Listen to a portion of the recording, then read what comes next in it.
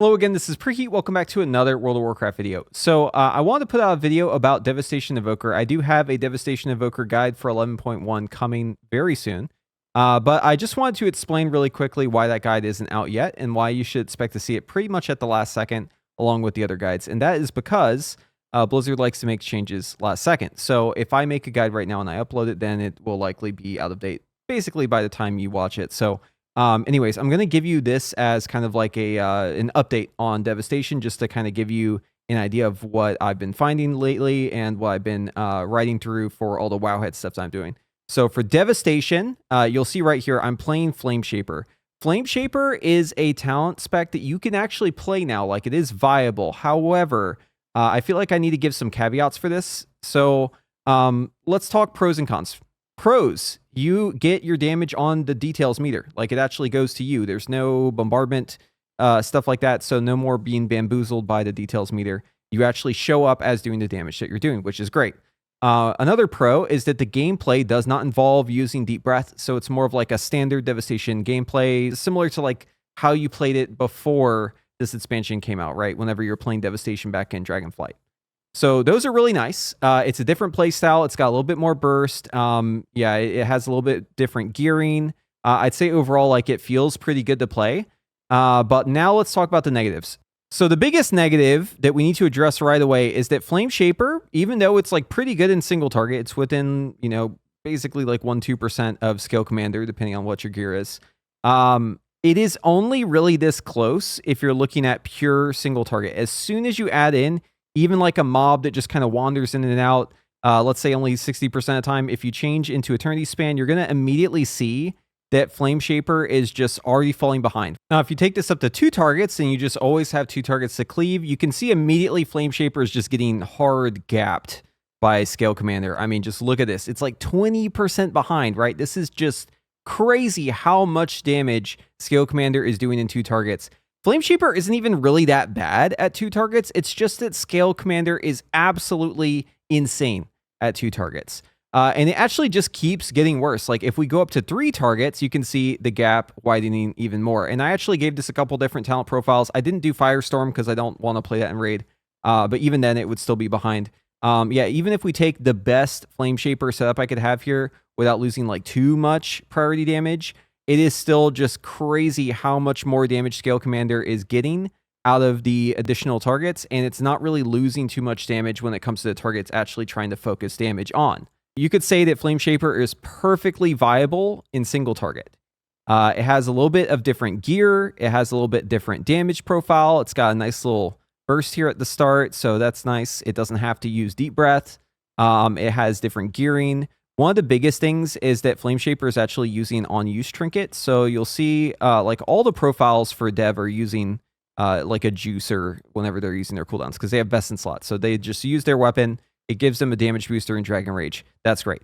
So something that's interesting about the weapon best in slots and this on-use trinket is that we can actually use both for some reason as long as we do it in the correct order. This is a bug and will probably be fixed, but just to demonstrate, if I do like a Living Flame here, and then I use my trinket, and then I pop my Dragon Rage, which has this best in slots included here, watch what happens. Right, so I get both of them for some reason, which is definitely not right. And this will likely be fixed. But yeah, so this is actually giving it like a pretty crazy steroid because we've got the mastery increase, plus we've got the trinket increase. You can see my mastery value here is at 80%. It's pretty good. But yeah, this is likely not going to stay this way, right? Obviously, this is not intended. So you might be saying to yourself, okay, well, I only play Flameshaper in the raid then. Who cares, right? Maybe it's only Scalecommander and Mythic Plus. I'd probably be playing AUG anyways, so why does it matter? Well, I'll tell you why it matters. Basically, every boss that we're going to be doing this tier is more than 1 target, right? There's like 1 single target raid boss in this entire raid.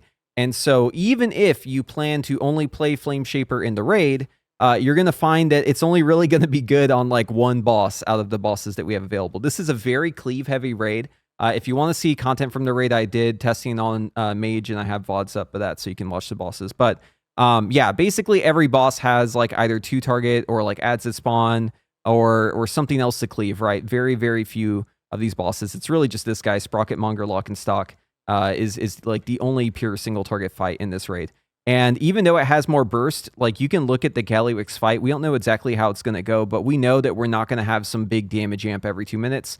So it's just not really, honestly, it's not really viable for the raid. It's viable for one boss. It's viable for Sprocket, Monger, Lock, and Stock. That's what Flameshaper has compared to Scalecommander. So if you don't like the Scalecommander gameplay, I'm just warning you that Flameshaper, even though it might look viable whenever you run your single target sims, that may not be a good indication of how well it will perform in the actual raid. Now that we've given that disclaimer, I want to still tell you that I will be supporting Flameshaper in my Devastation Evoker guide. I'll be talking about how to play it in single target specifically, not really talking about AoE or anything like that, because like we've mentioned, it's just not really viable in any scenario where you have more than one target. So we're just going to look at Flameshaper in pure single target, and that's really it.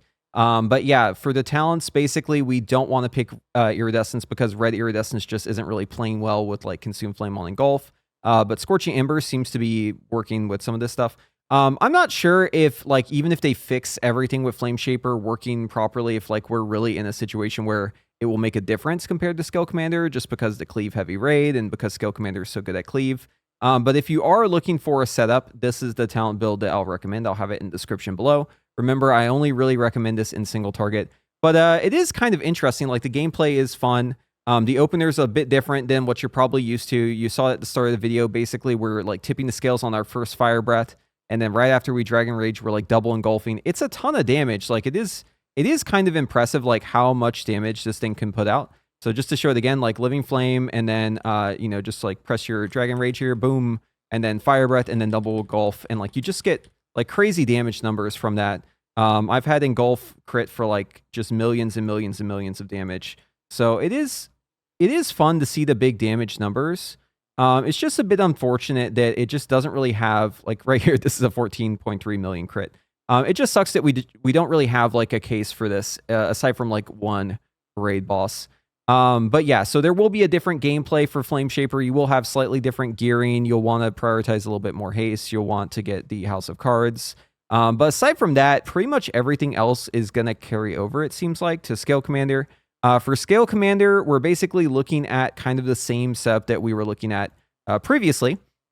So just to give you an update on that, basically same setup that you've been running with the Deep Breath talents like Lay Waste and also Onyx Legacy. One thing that's really important to note for Devastation Evoker in this patch is that this change here where they got rid of Hoarded Power and gave us this new talent where we get another Disintegrate tick is kind of a big damage increase. I think this alone is like a 7% increase, just like straight up as soon as you log in and they make this change to the talents, you're going to see a damage increase on this on top of also getting the aura damage increase because Dev got like buffed as well.